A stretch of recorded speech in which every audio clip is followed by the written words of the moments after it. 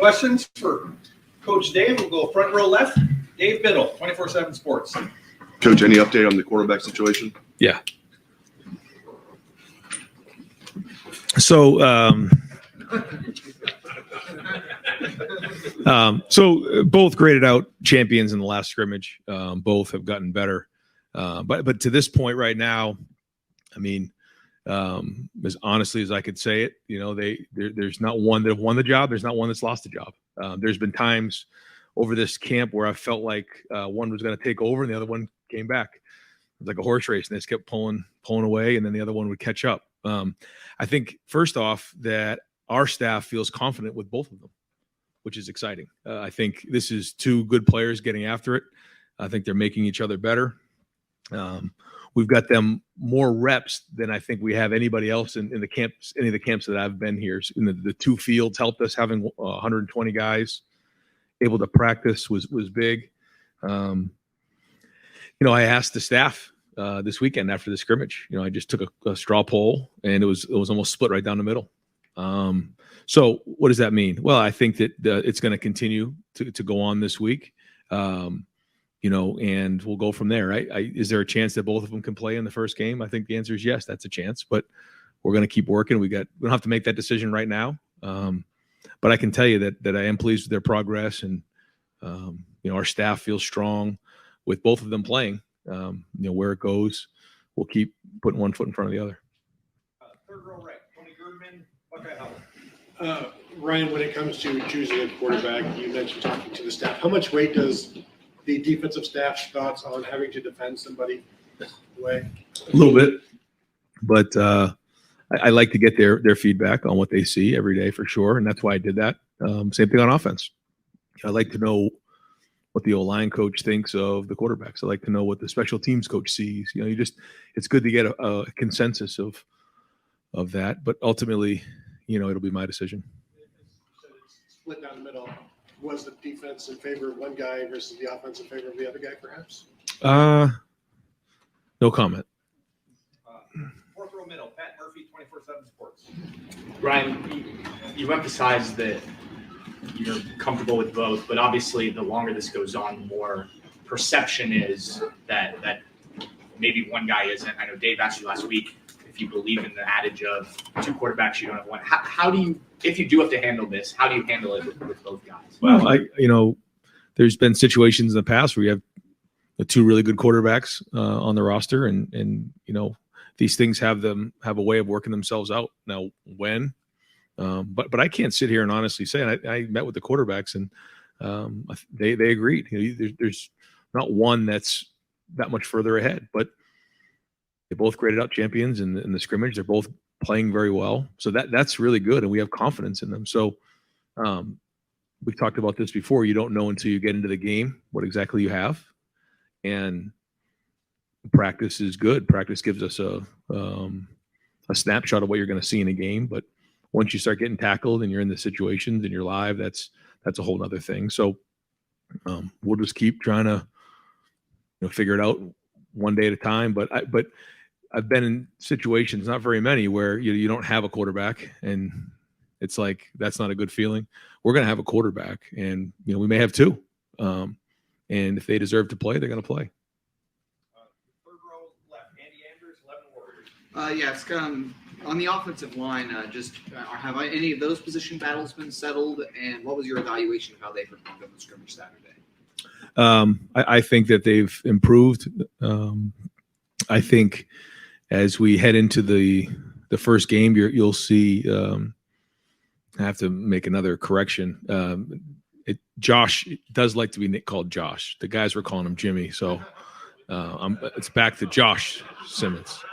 So getting spun around here in circles. But Josh, you'll see Josh at left tackle. And as of right now, going into this week, he'll probably be the starter. And then, Donovan is the incumbent at left guard. He's played well, and we'll plan on him being the starter. Our center, coming out of camp, Carson's a little bit ahead of Vic, but that'll keep working, for the next couple of weeks. They'll keep going at it in practice.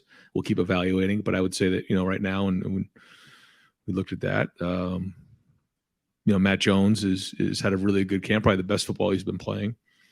And then at right tackle, we'll probably start with Josh Fryer. But Luke Montgomery is going to play football this year. He's got a lot of talent. He has shown that he can compete as a freshman, and we're very excited about him. So, we have some other battles still going on. Tegra's in the mix, Zen's in the mix. Like I said, with Vic, Enoch's, knocking on the door. So in a situation where we felt like we were thin in the O-line, you turn around after a few months and we feel like we have some decent depth. So, nothing set in stone, but as of right now, I'd say those are the leaders in the clubhouse. Brian, do you believe in the idea if you have two quarterbacks, you have none? That whole idea. No. Oh, I mean, if you had Aaron Rodgers and Tom Brady, you wouldn't say that. I guess because you've talked like you don't necessarily want to have to play two quarterbacks in a game, but it's maybe reaching a point where maybe the idea is being opened up. I guess what are they doing that it's going on this long that you actually feel like both of these guys might actually play against the NFL? And what would that look like if you did it? Yeah, great question. I don't know the answer to the second part of that yet. But what are we seeing in practice? Well, I think we're seeing, first off, in the run game, I think they have a pretty good handle on what we're doing. In the passing game, I think that they've done a nice job of making good decisions. I think they're getting more and more comfortable being in the pocket and getting the timing of the passing game. That's not something that it just happens. It took Justin Fields a little while. CJ had a great feel for it. Dwayne, that was something that came pretty naturally to him as well. But I think both of the guys are starting to really feel that rush and anticipate what's going on. But, a big thing for us has been situations. I think I've mentioned that before. So we've put them in 2-minute situations. Kyle had a really nice drive in the 2-minute drill. So did Devin. One of them was to score. Well, actually, there was 2 touchdown drives and 2-minute drills in the scrimmage on Saturday. Those are good signs. When you're seeing them play the game, you're seeing them win third down in the red zone, 2-minute, because that's where you make your money as a quarterback. And we're seeing some real improvement in those areas. Now, we got to go put it on the field, and you don't know until you get into a game. But those are the areas that we're seeing the biggest improvement. Third row right, Rob Aller, Columbus Dispatch. Yeah, Ryan, you're seeing improvement in both guys. That said, are you surprised that one has not stepped forward with the one guy's been in the system a little longer than the other? Are you surprised at all that some guy hasn't won the job? Yeah, no, I don't think so. I think they're both doing really well. And the quarterback is a situation that, is very unique. But if you think about other positions where there's 2 really good players and they both roll, it's a lot easier than playing a quarterback because that's a little bit more rare. But they're both going to be really good players, and how this shakes out, I don't have a crystal ball on that. And ultimately, we have to do what's best for Ohio State. But for me to sit here and say, one guy's this much further ahead than the other guy right now is just not accurate. And that's why I wanted to take a poll of the staff to see if maybe I'm not seeing this the right way. And it came back almost 50-50. And I'm like, okay, so they see it the way I see it. If it's even. Sure. Intangibles. Yeah. What's the tiebreaker? Is how vocal a guy is, how much of a leader he is, how he's regarded by teammates? Yeah. Is that like, okay, we've got more than a coin flip, it's that? It's a great question. And I think it's a great thing to hit on. So, if it's all equal, you want the guy that has it. You want the guy that's the leader, the guy that's leading men into the end zone, that on, third and long, or, you're backed up, or after, a bad play, or, we're down by a score, can rally the team, or can find a way to go dive into the end zone on, fourth down. You think about, some of the quarterbacks we've had and some of the big plays that they've had in big games. Like, that's what you need in a quarterback, somebody that you can rally around. So, yeah, if all things are equal, we want the better leader, the better decision maker, and ultimately the best competitor. Because playing a quarterback is just constantly competing. And there's going to be good days, there's going to be bad. You have to be resilient, as we all know, especially being the quarterback at Ohio State. So those are all things that are in consideration. Right next door, Dylan Davis, Delaware Gazette. Ryan, how does playing two quarterbacks, if you're going to end up playing two quarterbacks, how does that change for like game week preparation? When you start to transition to prepare for Indiana, does that change anything about it when you have two guys you're trying to get ready to play that game? Well, I think first is that, the other team has to prepare for two different guys. I think that's one thing. I think two, will continue to, split up the reps the way we have, make sure that guys are getting what they need. We've been getting a bunch of reps. I still see it the same way. But that's why we work so hard in the preseason to get all those reps on the two fields to make sure that we're getting, all the looks for the guys. Because, when you put in a play, there's a lot of looks that can happen on one play, and you have to get, a bunch of them to really master that play. So we've done a bunch of that. But then, we'll kind of divvy them up, the way that's appropriate based on how we're going to play the game. You said that you were looking for a sizable gap. Is it still reasonable to think that gap could materialize with the time you have left? 1,000%. When I met with the guys yesterday, I told them that. One guy may just kind of take a step forward and then play the whole game. That could happen. So we'll see. But yeah, everything's in evaluation right now. And but if I sat here right now, I think both deserve to play. Right behind it, Spencer Holbrook, Letterman Road. Right, not just as it pertains to quarterback, but you're saying not everything's set in stone on the offensive line. How much of this is just the same mindset that you're keeping from the spring, where you were keeping track of everything and making sure everything was competitive? You guys might, is there a level where you guys might have an idea of who's going to play, but you don't want to name them because you're trying to keep it competitive for the entire offseason? I hear what you're saying. I think that's just naturally happened, but I think that the competitiveness has made both of them better. But no, this is not something that I think I said earlier, would have liked to have had somebody emerge, ideally, but that's okay too. We were thinking about Max Duggan last year, right? He was a backup going into the first game of the season, and he ended up winning the Heisman Trophy. You think about some of the situations, you had Tua and you had Jalen Hurts, and you've had different situations, the national championship year with three different quarterbacks playing. So there's precedence behind it. So, and I think the more these guys play, the more we'll get a feel for in game how they're going to play. The common progression with some of these guys who play is in their career on the offensive line is like Donovan played that Bison role, and then Josh played that Bison role. It kind of set them up to play the next year. Do you envision that as like a role that Luke Montgomery can kind of take hold of and get experience? It could be. It could be, yeah. I mean, we feel like we have some pretty good tight ends now, but yeah, I mean, those are the types of things we're looking for, to get Luke involved. He's done a nice job, and everything you invest in Luke, you're going to get back down the road. Back wall, Jeremy Birmingham, Rivals, the podcast.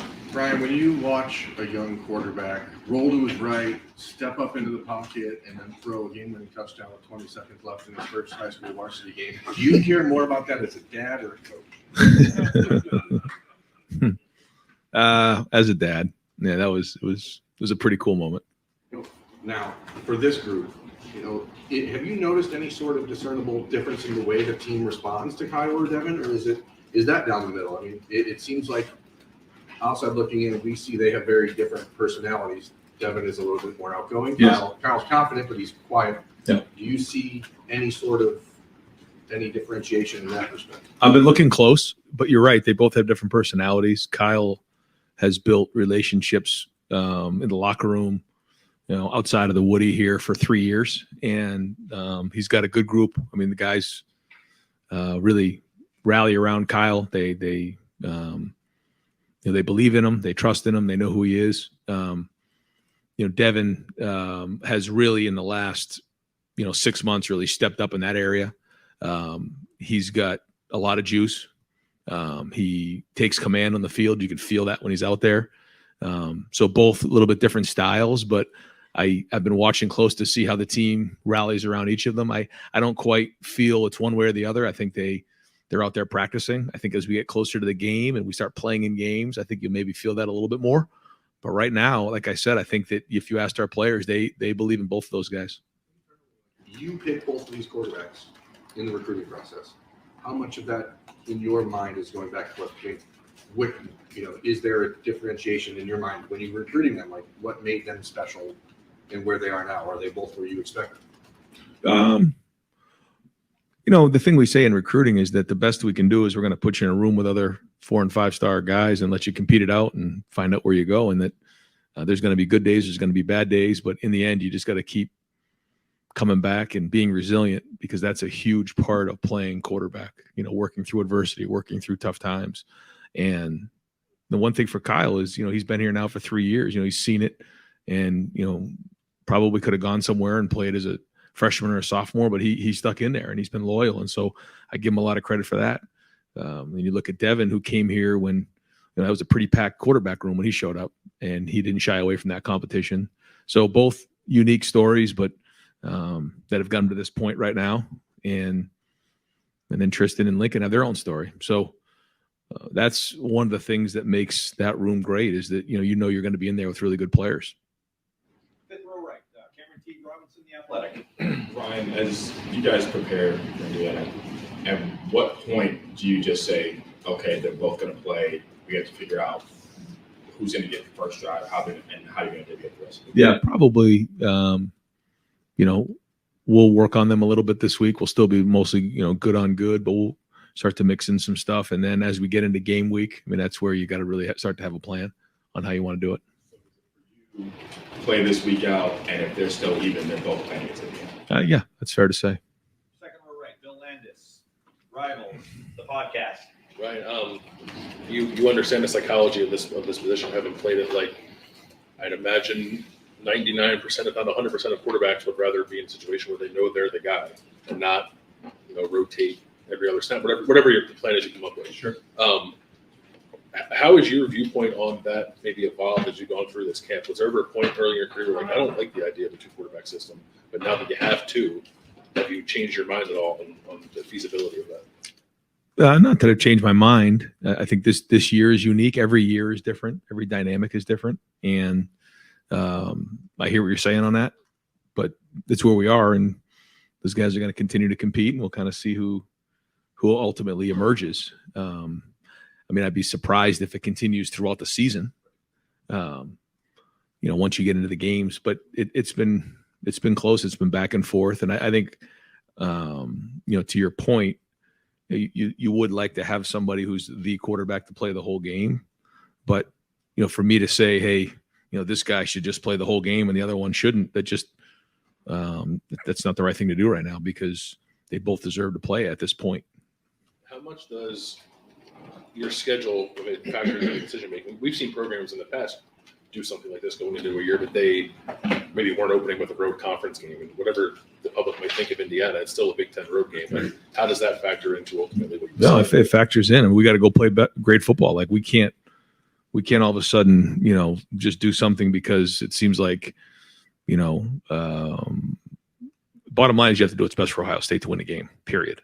That's it. Because we have to be 1-0 on Saturday night. It's our first goal of the season, is to beat Indiana on the road. So we're going to do everything we can to win that game and make the best decision to put the guys in the right spots to be successful. And then we'll kind of build from there. All right, Clay Hall, WSYX. Coach, it seemed like some of your guys reached out in support of Sammy Sasso. Can you talk about just what that means to have that support? Yeah, well, it's a family here at Ohio State. There's a lot of athletes here, but to see something like that happen was shocking. And, our prayers and thoughts are with him and his family, and certainly, Coach Ryan and the whole team. Just a tough day. And so, he's got a lot of people around supporting him, but just awful that he had to go through something like this. And, it just, boy, it makes you think about how quickly things can end. And, tough day, but certainly everybody here was affected. Back to football. Did you have equally tough decisions in the NFL with QBs? Or take me back to 13, 14. Not really. Usually in those type of situations, the one year I had in Philly,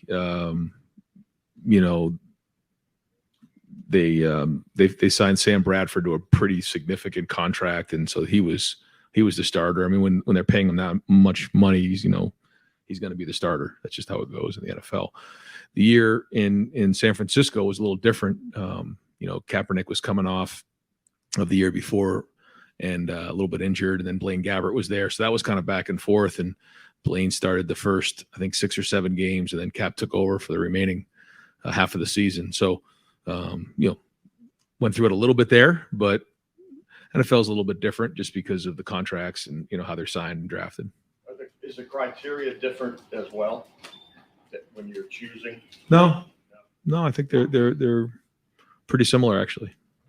Third row middle, Dan Hope, 11 Warriors. Ryan, you guys had at least six captains in all of your previous seasons. You had only 3 this year. What was the rationale behind that? Yeah, when we vote, we have a leadership committee vote in February for our leadership committee, and then we re-vote after the spring season to find out who's on the leadership committee.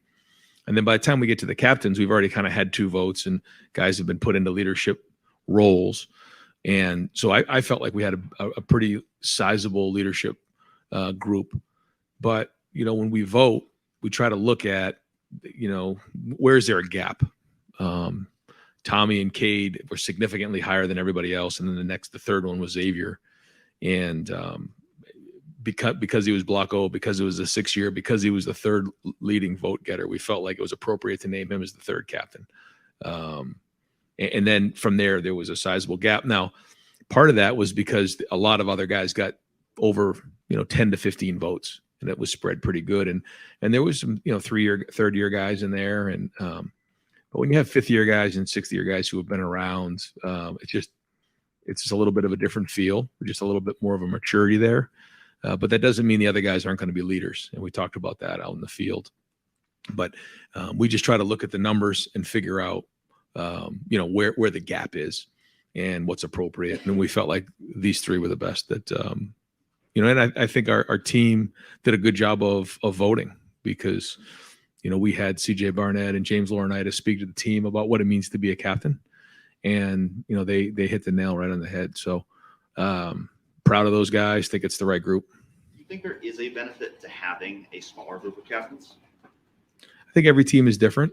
It's kind of like, you think about some teams where if you don't have, 1, 2, or 3 guys that you feel really strongly about, then sometimes you spread it, 4 or 5.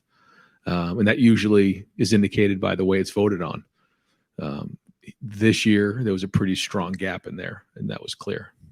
And it worked out, 1 on offense, 1 on defense. And then Xavier is going to be a huge contributor on offense, but he's also played, over 700 snaps on special teams. So you really kind of have an offense, a defense, and a special teams. And so that just worked out. Second row middle, Nathan Baird, Cleveland.com. I think there's a conventional wisdom that when you got 2 guys who are that even, that maybe the tie should go to the young guy because when that guy gets all the first team reps, maybe that development would kick in. They would pull farther away. Where do you see a flaw in that logic? Do you see it? No, I mean, I think, no, I wouldn't say that. I mean, I think if all things are equal, you probably go with the guy who's been in the program longer for, at least for the first snap. And you go from there. But like you said, we'll have to just keep evaluating it. There's a lot of different ways to look at it, I guess. You said that when you took that straw poll that it was almost even.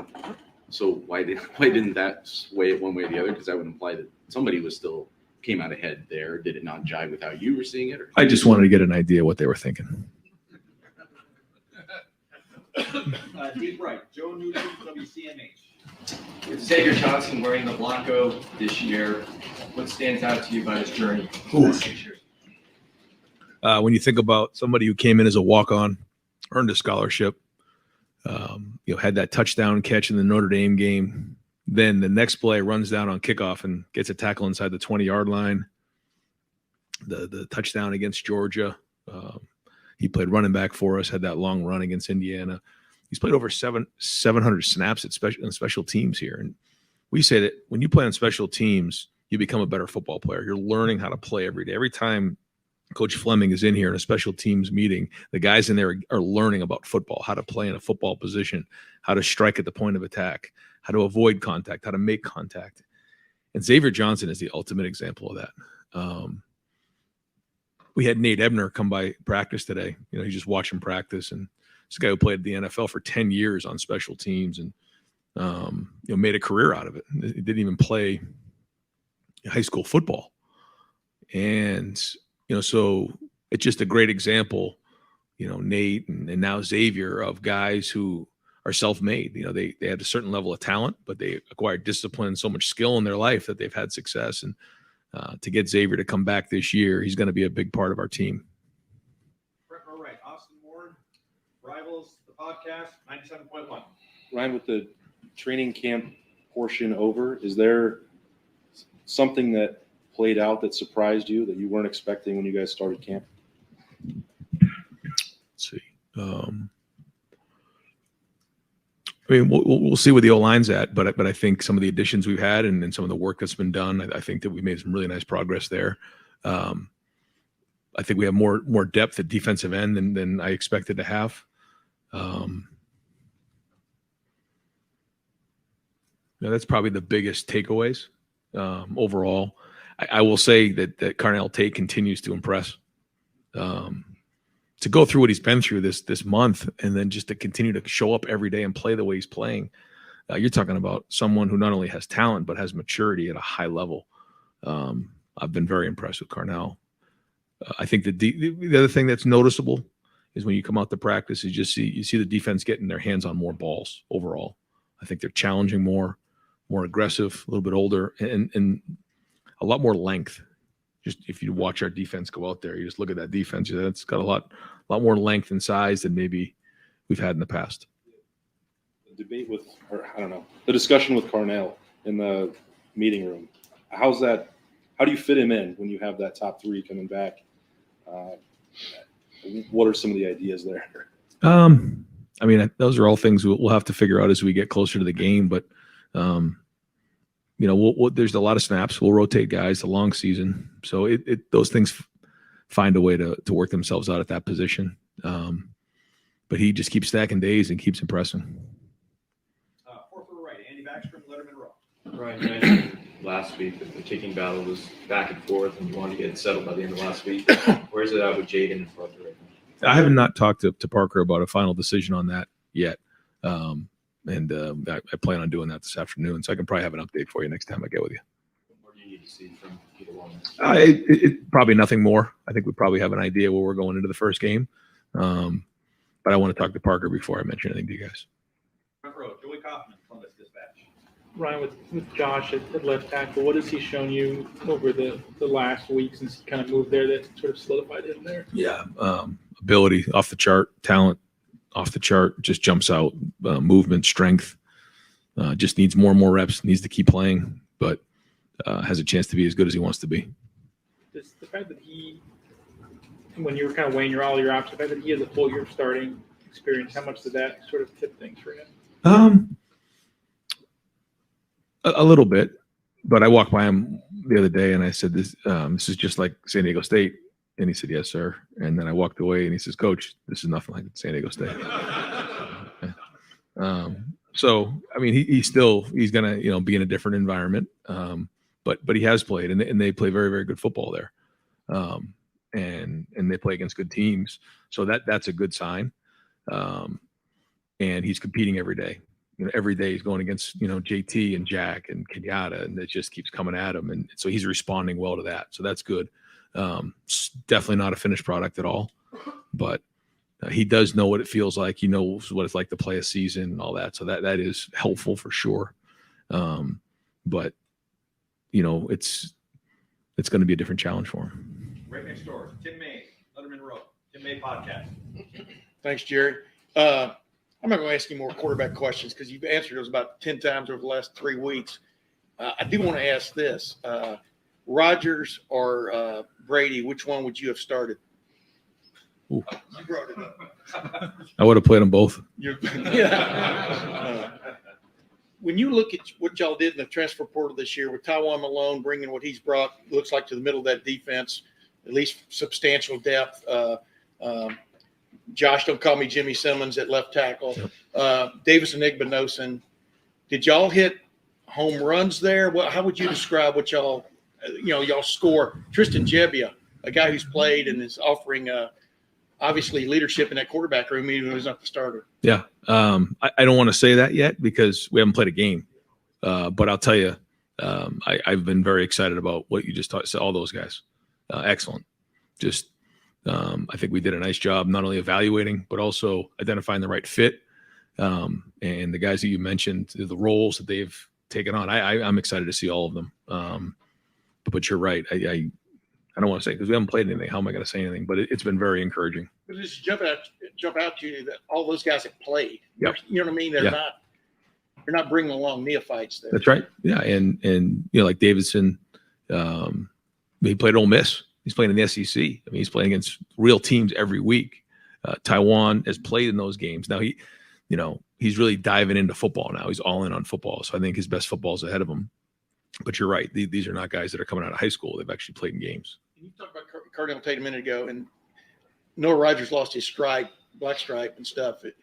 How pleased are you with that group? I mean, that young group of receivers. That's an obvious kind of an obtuse question, but yeah, excited about them. I think that they hit the third week of preseason camp a little bit as a group, but Brandon Innes, I believe he got his black stripe off today. And that was exciting to see him because he had a nice scrimmage. He's a football player. I think we all wish he was here in January, but that's okay. He's doing a great job. He had to come in the summer and kind of figure all that out, and so he will. And he's got a pretty crowded room in there that he's got to work through. But he's trying to get in on special teams as a returner and those type of things. So Bryson and Noah are working hard, and obviously Carnell's there. So very encouraged with them. I like their work ethic. I like where they're at. They're still freshmen. They're still working through all that, but it's been mostly positive. what an error though, because you're talking about receivers coming in who are almost complete. I'm not saying not saying they don't have anything to work on, but it's interesting. The receivers, the top level receivers, are coming out in college football now, isn't it? To you, Ryan? Well, they're more. They play more 7-on-7, so they know how to run routes more. They know how to deal with man to man. They know how to recognize zone. They do all that stuff. The areas where they don't always get as much opportunity is just the blocking and taking care of the football, playing on contact, and those type of things. It's still a very physical game, and that's where when you're in camp day after day playing, with pads and getting tackled and getting hit and having the block. I mean, those are all the things that they're working through. But to your point, when it comes to the passing game, these guys are much further along than maybe in years past. Getting short on time, folks. We have time for a couple more. Steve Hellwagen, 24/7 Sports. Hey, Coach. Secondary last year gave up some plays there the last couple of games. You have more depth there this year. Just what's your overall thought about that group and how they've performed through the first 2 or 3 weeks, and who are maybe one or two guys that have been consistent throughout that period, maybe most consistent throughout that period? At corner, Davison, Denzel, and Jordan, those three have been consistent. Lorenzo's learning the position, but he's very competitive and getting after it. Jermaine Matthews has flashed. The young guys, Calvin and I think I'm missing Jair, Ryan Turner. I mean, those guys have all played, but I think when you look at probably Denzel, Jordan, and Davidson, those guys have probably been the most consistent this camp. It's safety. Lathan and Proc Malik has done a really good job stepping up. You're going to see him play a lot this season. He's got a bright future ahead of him. Jihad's going to be in the mix for sure and play. And then obviously Cam and Sonny, have done well. Cam's missed some time recently, but we'll get him back in there soon. And get him back out there today, I think. So, no, I mean, they're like you said, we have more depth than we've had in the past and more length. Front row middle, Bill Rabinowitz, Columbus Dispatch. I will ask you a quarterback question. Sorry, Tim. How much do you weigh floor versus ceiling? That that if you start this player, you'll get this at the start, but maybe another guy's got more potential. Maybe it's the same guy's got both. Right. And especially considering not to slight the first three opponents, but you can maybe ease into it before you play Notre Dame. Yeah, I think that plays into it. Yeah, I think you want to figure out who has the highest ceiling, who can develop more. I think that does play into consideration, but at the same time, you're not going to do that at the risk of losing games. How are you handling it, and how are the quarterbacks handling this? I'm sure they would love to have had a decision, and I'm sure you would like to have had this. Yeah, it's college football. every year has a different story. Every year has a different challenge, and you work through. I know in my heart this thing is going to work itself out. But I'm proud of the way the guys are competing. I am. I mean, if I felt any other way, I'd say it. But now they're going to have to go, keep pushing through and competing. And if it goes into the season, it goes into the season. How much better do you feel about your team overall now versus at the start of camp? Yeah, I mean, we'll see. We got to go play football, but I think I mentioned to you before that I feel like this is a more veteran team. They're how do you know? You're just more consistent every day. You know what to expect. Tommy Eichenberg, just how many times has he seen counter now in his career? He can call it out before it even happens. He looks at the guard and he starts yelling counter. Like that just it has a different feel to it. So excited to get on the field. Looking forward to kicking off this first game and go see what we got. And then the journey begins. It's a long road all the way to the end of the season. But our first goal this year is to beat Indiana. Second one is to win all the other games leading up to the rivalry game. And then we're going to go from there. And final questions, Doug Lane Reese, the podcast, Kings of Columbus. Ryan, sometimes you have a quarterback competition, sometimes you don't. Based on the level of play that you've seen from the quarterbacks, if one of them wasn't here and you were getting ready and the other one was going to be this quarterback, how would you feel about that quarterback if he wasn't in a competition? No, I feel good. Feel good that we have a good quarterback that we're going to develop and continue to build on. And I mean that's what I'm saying. I think that we have confidence that these guys can go in and play at a high level. Now, how high? The expectations are pretty high around here, and I think that's where we're not sure, but yeah, I would say that we feel good with both of them right now. So if you're in a place where, based on their level of play, you feel good about both of them, then it really is sort of the process of how you make this decision, how they play. What do you have to do so that process doesn't go wrong? You know what I mean? Well, Like, hey, we have two good quarterbacks, but somebody got in his own head because he was in a competition. Like, what is there any not fear, but is that something to think about? I guess, but ultimately it's going to come down to how well they play. I mean, you guys are going to see them play here. Maybe two, maybe one. We'll see. But in the first game, and we'll start to evaluate that, and we'll see. Because ultimately, it's going to come down to how well they play, and then it's going to kind of go from there. And I mean, will I be surprised if we get into week 6 and both of them are playing exactly? I guess they could be, but usually when you start getting into games, you start to see somebody pull away. And I thought maybe that would have happened by now, but it's neck and neck. There was a point twice in camp where I thought one was pulling away from the other, and then 2 practices went by and the other one really played well and the other one kind of leveled off. And I would let them know too, right then and there. I'd say you were pulling away and you just kind of took over a little bit, And so one thing's for sure is they can't take a down off. They can't take a play off, and they're pushing each other, and that's good. I kind of use that racehorse analogy. I mean, they're running down the stretch against each other, and one pulls away, the other one goes. I mean, they're going hard. So, the bottom line is, that finish line isn't, right now. I mean, we're going to keep going and keep running and give them the opportunity, and we'll just keep evaluating it. Coach, thank you very much. Thanks, guys. Yep. Thanks, Ryan. Yep.